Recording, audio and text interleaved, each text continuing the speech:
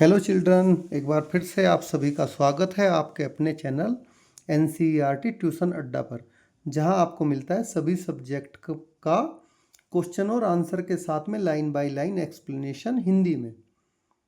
तो video start करने से पहले अगर आपने चैनल को सब्सक्राइब नहीं किया है तो चैनल को सब्सक्राइब कर लें, ताकि आपको सभी वीडियो एक साथ एक जगह आसानी से मिल जाएं और फिर आपको एग्ज़ाम के टाइम में वो इधर उधर से खोजनी ना पड़े। तो चलो अब स्टार्ट करते हैं अपना class 5 santoor book chapter number 6 water tank के क्वेश्चन एंड आंसर्स पार्ट को।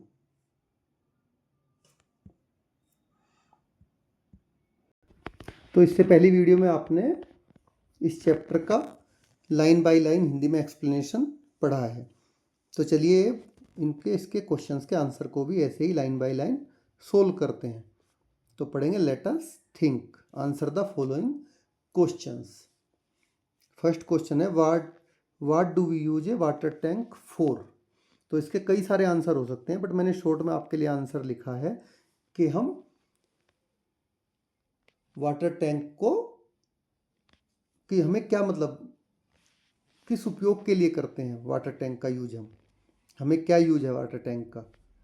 तो इसके लिए इसका है we use a water tank to store water so that it can be used whenever we need it.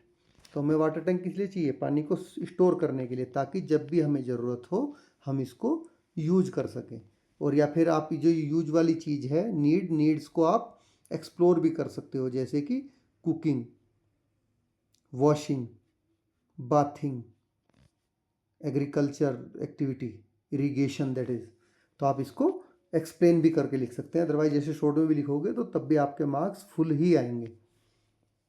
Next question पढ़ते हैं, where is Punjab located on the map of India. तो आप सभी ने पंजाब को देख रखा होगा कि भारत के नक्शे पर पंजाब कहाँ पे स्थित है। तो आंसर है इसका Punjab is located in the north west part of India.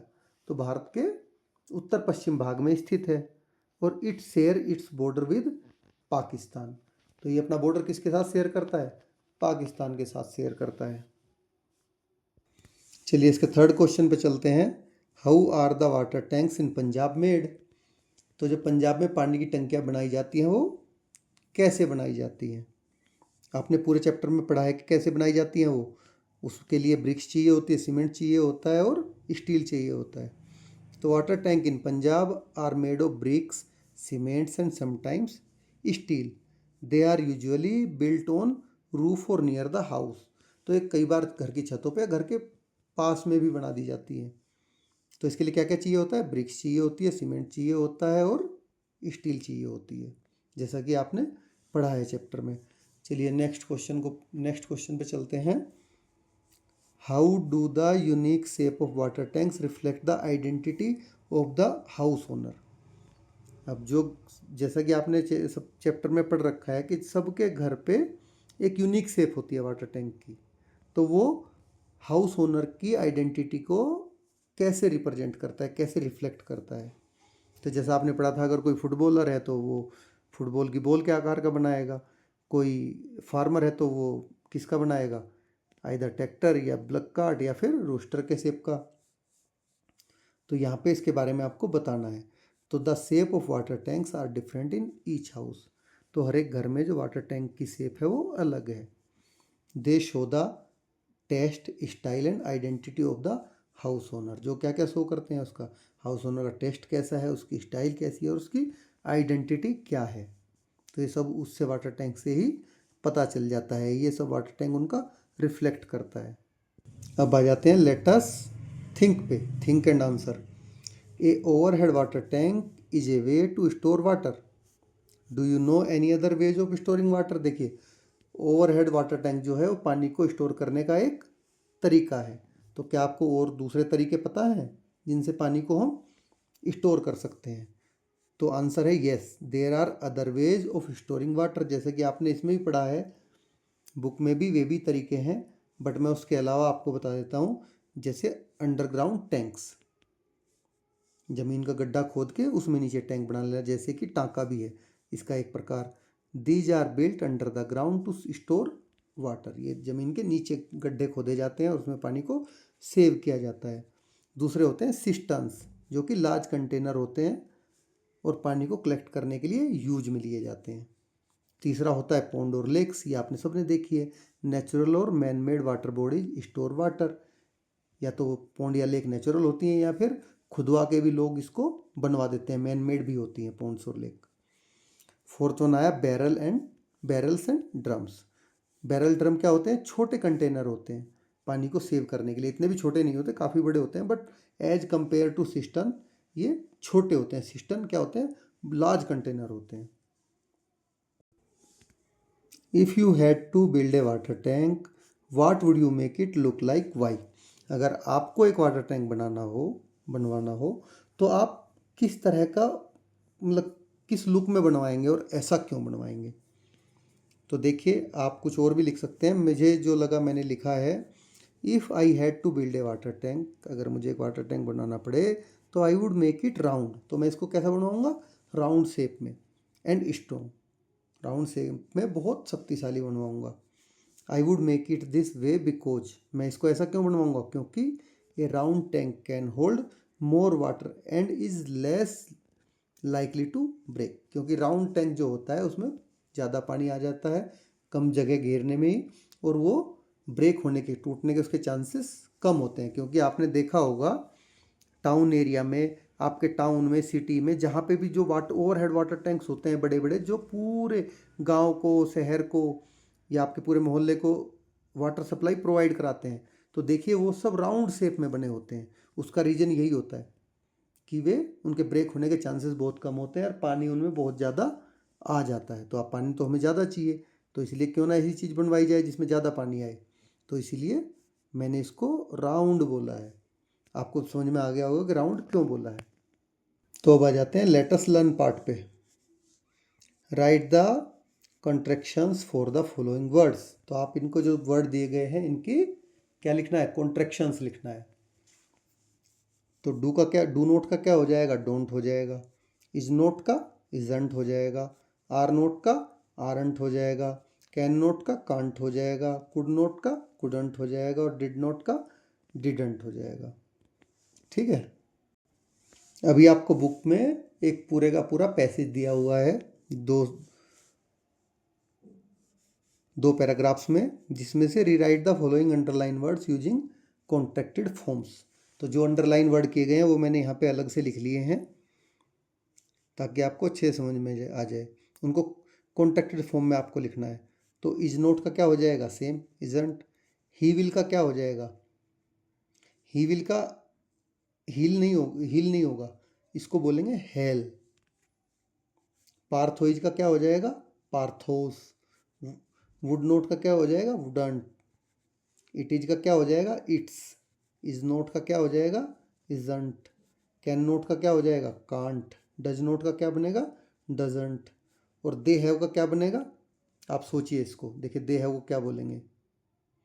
देव। इसको बोलेंगे ऐसे, देव। और सिविल का क्या बनेगा? सिविल का CLL, सेल नहीं बनेगा। ठीक है, सील नहीं बनेगा, इसका बनेगा शेल। इसको ऐसे बोलेंगे शेल। कभी आप इसको C और L बोल के सील बोलो, सील नहीं है इसका, इसका प्रोनाउंसिएशन है सेल। जैसे इसका हीविल का प्रोनाउंसिएशन है ना कि हील, हेल। तो इसी तरह से चलिए आगे बढ़ते हैं। अब आपका चैप्टर आ गया रीड द फॉलोइंग, आपका क्वेश्चन। तो इसमें आपको जो दिए गए हैं 3 सेंटेंस, इनमें आपको क्या बताना है? एग्जाम्पल ऑफ, ये एक्सक्लेमेटरी सेंटेंस के एग्जाम्पल हैं। इसमें आपको 4 इमोशंस बताने हैं। तो इनमें 4 इमोशंस कौन से हैं? फर्स्ट सेंटेंस में हैप्पीनेस है, ठीक है, दैट इज सो क्रिएटिव। दूसरे में क्या है? सरप्राइज है, he saw a rooster, a tractor and a giant football and made of cement. ये क्या हो, सरप्राइज हो रहा है। थर्ड वन में क्या है? Hurrah, India has won the match. इसमें दोनों है, एक्साइटमेंट भी है और जॉय भी है। नो नेक्स्ट क्वेश्चन आ गया इसका, find at least 5 exclamatory sentence from your grade 4 English textbook and identify the emotions or feeling expressed in them। देखिए अब क्लास 4 की साइंस बुक, ये इंग्लिश बुक कौन खोल के बैठेगा? मैं खोल के बैठा हूँ आपके लिए। मैंने उसमें से आपके लिए 4 एक्सक्लेमेटरी सेंटेंसेस निकाले हैं। ठीक है, तो आप इसको डायरेक्ट लिख सकते हैं। तो ये सेंटेंस है, ये फीलिंग इमोशंस है। ये पहला तो आपके उसमें दे रखा है बुक में। अब सेकंड पढ़ते हैं, hurrah we won the game. इसमें क्या क्या है? एक्साइटमेंट है और जॉय है कि हम गेम जीत गए। Oh no forget my homework, अरे नहीं मैं अपना होमवर्क भूल गया। इसमें क्या है? सरप्राइज भी है और फ्रस्ट्रेशन भी है। वो सरप्राइज भी है कि अरे यार मैं अपना होमवर्क भूल गया, और फ्रस्ट्रेशन ये है कि जो एक ज़रूरी काम था उसको वो भूल गया, अब उसको करना ही पड़ेगा, इससे फ्रस्ट्रेट हो जाएगा। Wow look at the beautiful rainbow, अरे देखो कितना सुंदर रेनबो है। तो इसमें क्या है? अमेजमेंट है और एडमायरेशन है। इसमें अमेजमेंट और एडमायरेशन दोनों फीलिंग्स आती हैं। ठीक है, अब नेक्स्ट करते हैं, ओ आई हर्ट माई फिंगर। तुमने खाना खाते हुए अपनी दांतों तले अपनी उंगली चबा ली, काट ली, तो आप क्या बोलोगे? ओह आई हर्ट माई फिंगर। तो इसमें क्या क्या हुआ? आपको पेन हुआ और सरप्राइज हुआ कि आपने खुद से ही खुद की फिंगर काट ली। तो ये दोनों चीज़ें इसमें आती हैं। तो इस तरह से मेरी तरफ से लिख के करवाने वाला आपका क्वेश्चन आंसर लगभग सारे कंप्लीट हो गए हैं। क्वेश्चन आंसर इसमें बहुत सारे हैं अभी भी, लेकिन वो सब आपको करने हैं। वो बड़े इजी हैं। अगर नहीं हो पाए तो अगेन आप कमेंट में लिख दीजिए, मैं इसको वीडियो बना के फिर से डाल दूँगा। तो thank you for watching this video.